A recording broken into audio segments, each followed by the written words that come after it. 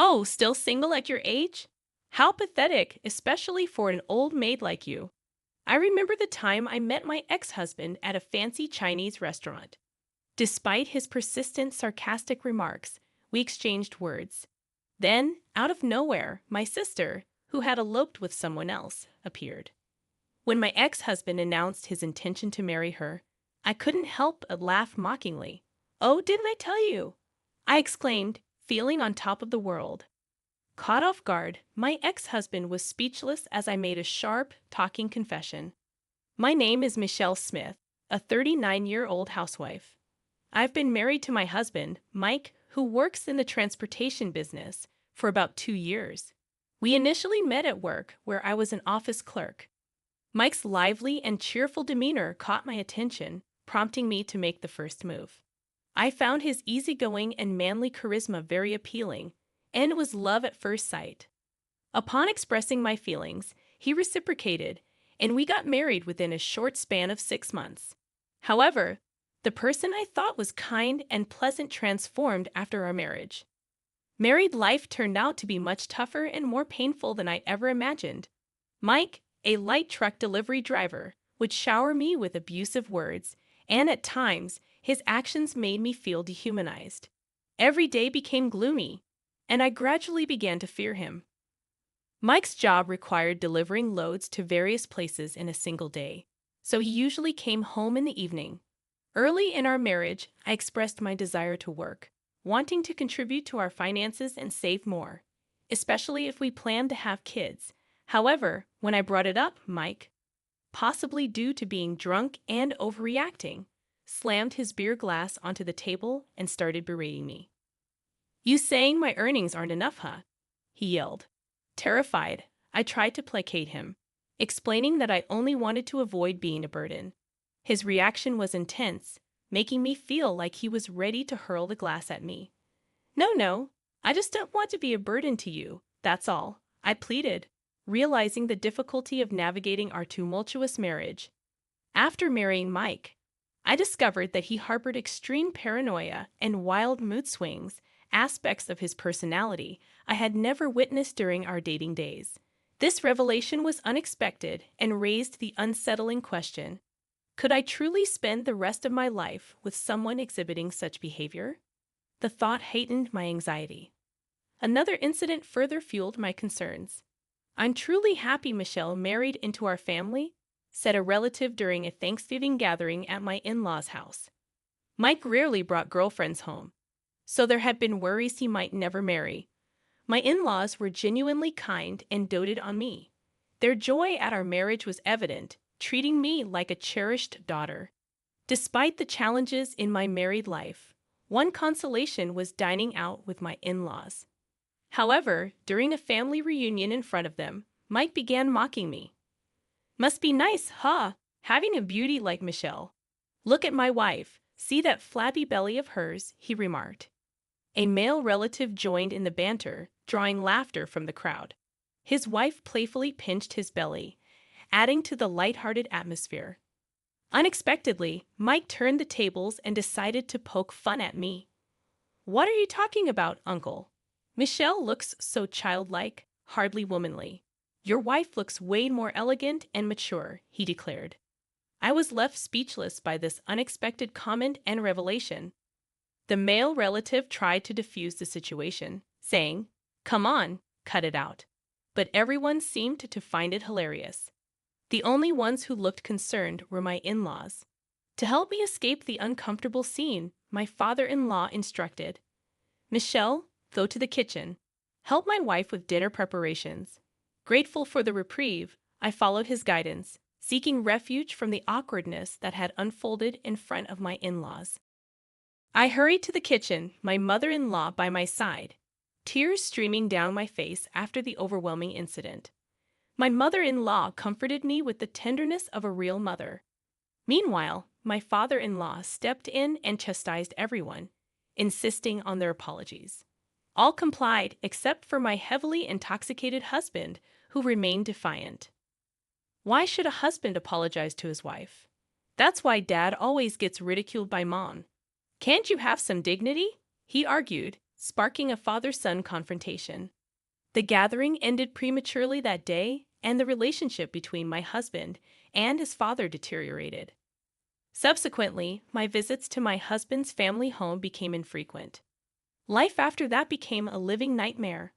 I lost my only source of joy and started feeling weak and lost each day. Even simple daily chores felt monumental. Whenever my husband recalled that day, he would shout at me, blaming me for the humiliation he faced in front of everyone. Fearful of his temper, I lived in constant anxiety. Residing on the 10th floor of an apartment building, I'd often contemplated whether jumping would provide an escape from my misery. When mentally drained, making rational decisions became challenging, and I felt precisely that way. In one of these desperate moments, my sister paid me a visit. "You haven't been in touch recently." I got worried, Michelle. "You look awful," she exclaimed.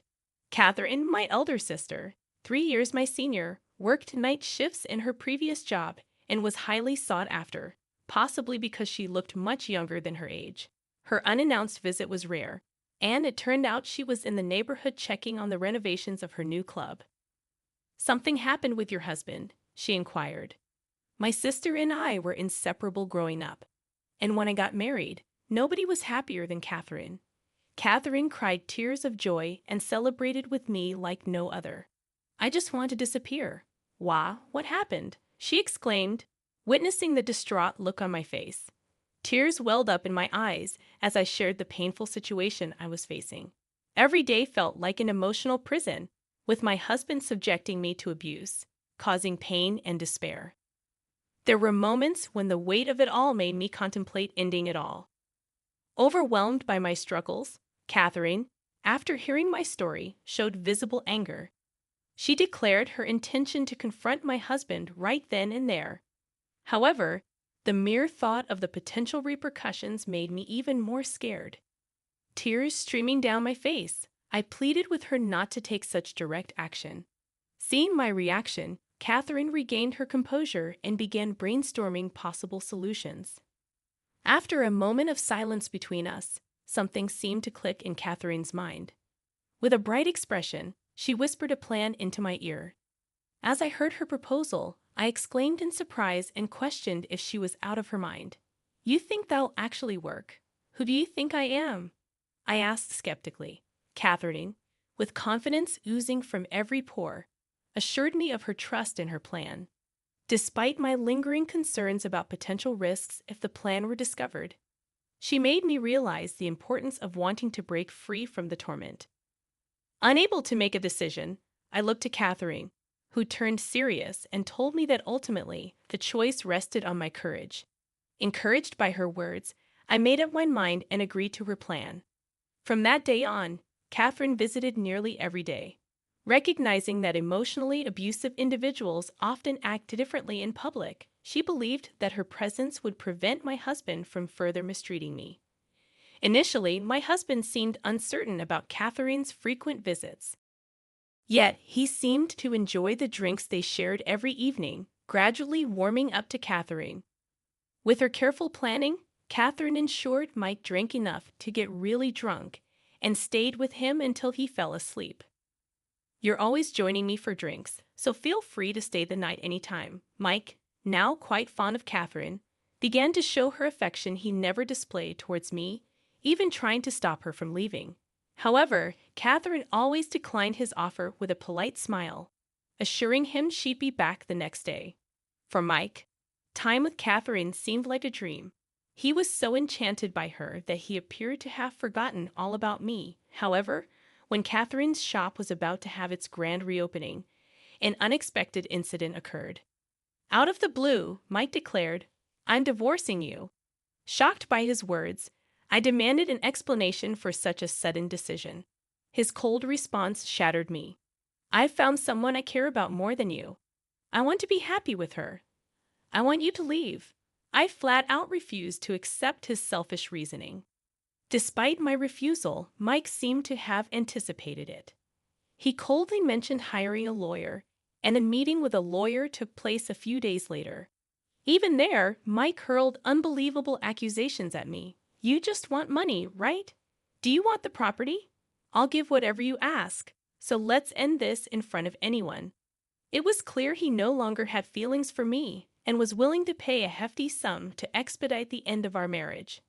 The lawyer, perhaps feeling uncomfortable, presented me with the average amounts for such cases. Realizing the futility of resisting, I lowered my head and accepted the divorce terms. "Fine," I muttered, acknowledging the harsh reality of our shattered marriage. Despite Mike's obliviousness and elation at the prospect of a smooth divorce, I demanded the division of the property. It seemed like he believed he could effortlessly earn it all back. Watching him with a mysterious smirk, I let the divorce proceedings unfold without him catching on. As the divorce proceedings began, Mike's parents, who were initially opposed to it, later firmly stood against their son's decision. When we went to inform them, they shouted at Mike and spoke in my defense. His mother, Tay, tried to convince him, while his visibly angered father scolded him. However, Mike dismissively responded, "It doesn't matter if you accept it or not. She's already agreed to it because you pushed her into a corner with lawyers." His parents' desperate pleas seemed to be just noise to him.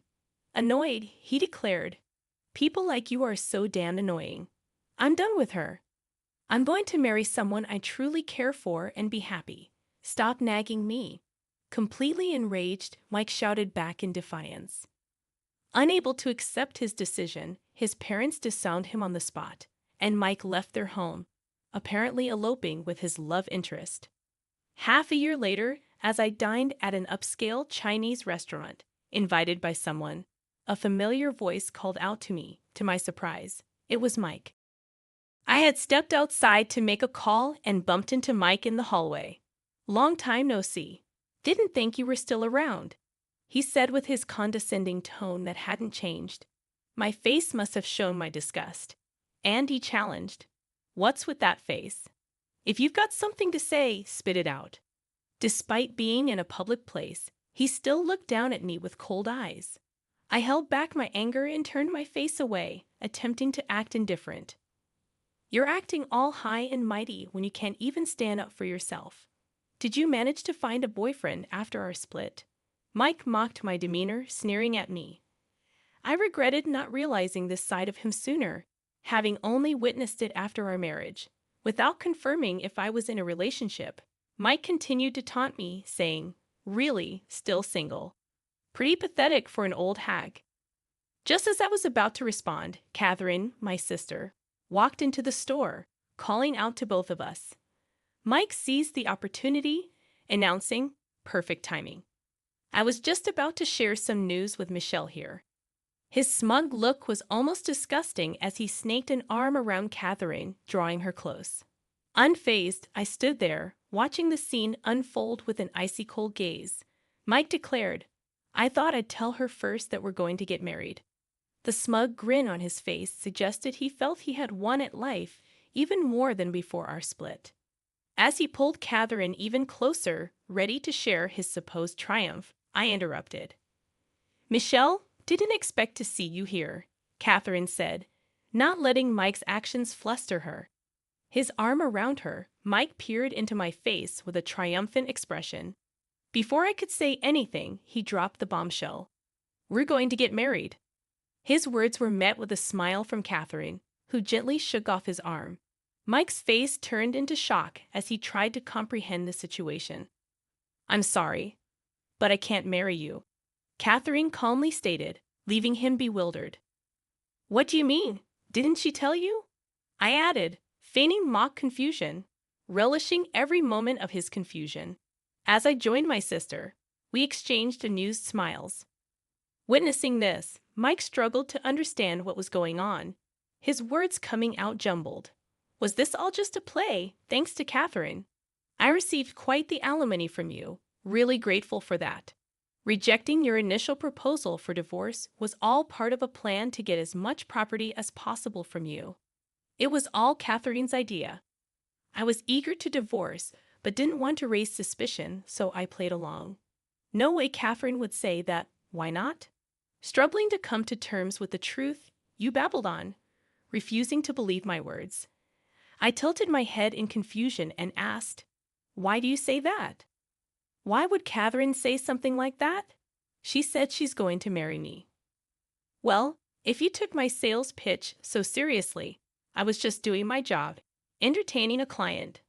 Catherine responded to your comment, her brows furrowed, feigning concern. She touched her cheek with an exaggeratedly innocent gesture, sighing softly as she spoke. I only entertained you as a client.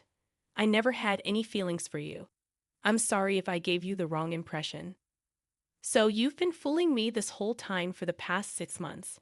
You were such a valuable customer, you said, always trying to one-up everyone. My sister spoke mockingly, with a derisive laugh. It was kind of cute, actually. Completely fooled by her theatrical performance, you displayed your anger and raised your voice, despite being inside a shop. Those sharp words from my sister infuriated you, and you began breathing heavily in agitation. While cautiously watching out for any signs of potential physical aggression, I discreetly reached for my phone.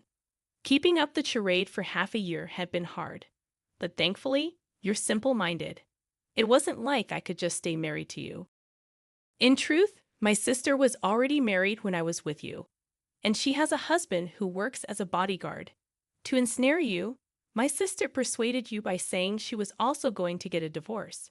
From your perspective, who had never been popular in your life, the fact that someone was chasing after you so much was a delightful feeling. At the same time, you reveled in the superiority of being able to take someone away from another. Essentially, you fell right into my sister's trap. So, about you taking time to get that divorce, that was obviously a lie. As you can see, my marriage is perfectly fine. At that moment, a man emerged from behind, walking towards us with a smile. Pleasure to meet you. Seems like my wife has been causing you some trouble. You couldn't be serious. This was my husband. I invited him today to introduce him to you. My sister, with her radiant smile, made a point to show off by linking arms with my brother-in-law, exuding happiness. You looked dumbfounded, your face a mix of anger and sadness. It's a shame, isn't it? Wasting half a year only to end up being thrown out of your own home. It's so pitiful, I can't even bear to look. As you seemed dazed from the shock, you tried to lash out at me, reaching to grab my collar. However, my brother-in-law swiftly intervened, handling you like you were a mere child. What do you know about what I've gone through this past year, chasing after her? Do you understand? I don't, and I don't want to. You play with people's lives and then act all high and mighty. Do you understand how much pain you've caused me? Facing your aggressive stance, my voice broke with anger and tears as I finally let out all the frustrations I'd bottled up. The way you ridiculed me in front of our family, your attitude towards your in-laws, all your actions during our marriage, I will never forgive you. You're going to get a taste of hell.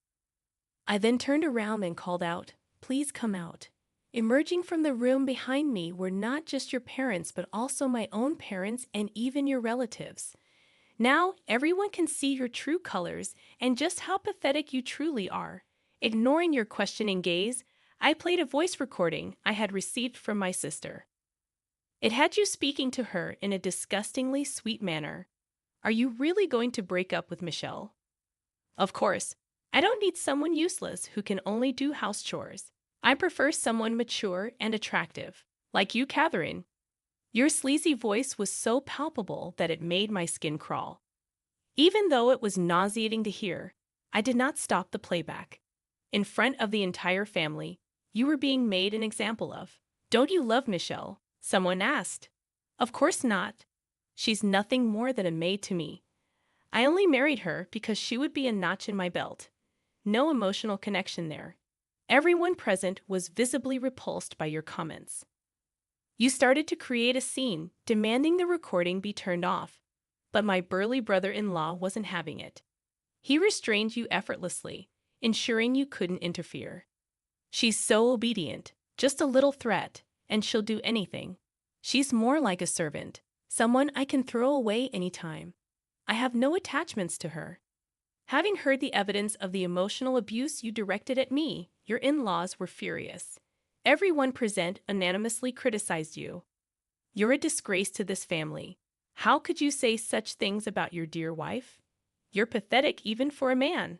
I'm embarrassed to even call you family. As everyone looked at you with contempt, I spoke coldly. Nobody's on your side anymore. Stay away from her family. I never want to see your face again. Having masterfully executed this public reprimand, I stopped the voice recorder and asked my brother-in-law to throw you out. You tried to retaliate, but to no avail. You were forcibly ejected from the premises. After that, the store was locked up, but you made a scene out front, demanding it be opened. Eventually, you were reported and taken to the police station. My sister and I, having exposed your wrongdoings, gave each other a high five and shared our joy of having achieved our revenge. It felt like a celebration as we ordered food at the restaurant and everyone showed sympathy for the hardships. I had endured so much, but reserving the entire place for our gathering was the right call. Everyone could relax and enjoy without feeling restrained, as my sister Catherine had wisely arranged. I expressed my heartfelt gratitude to Catherine, who had supported me through everything, and we savored a meal together for the first time in a while. So I got my revenge on my ex-husband. After that, it seemed like he was almost stalking Catherine, got reported to the police again, and apparently my brother-in-law Mike gave him a taste of his own medicine. Following that incident, Mike was too scared to show his face around my brother-in-law. 13 years have passed since then, and now, I handle the accounting at Catherine's store. I'm still in touch with my ex-in-laws and occasionally dine with them. I'm deeply grateful to Catherine for helping me out of my shell, and I'm determined to repay this favor someday. With that thought in mind today, I'm going to work hard alongside Catherine.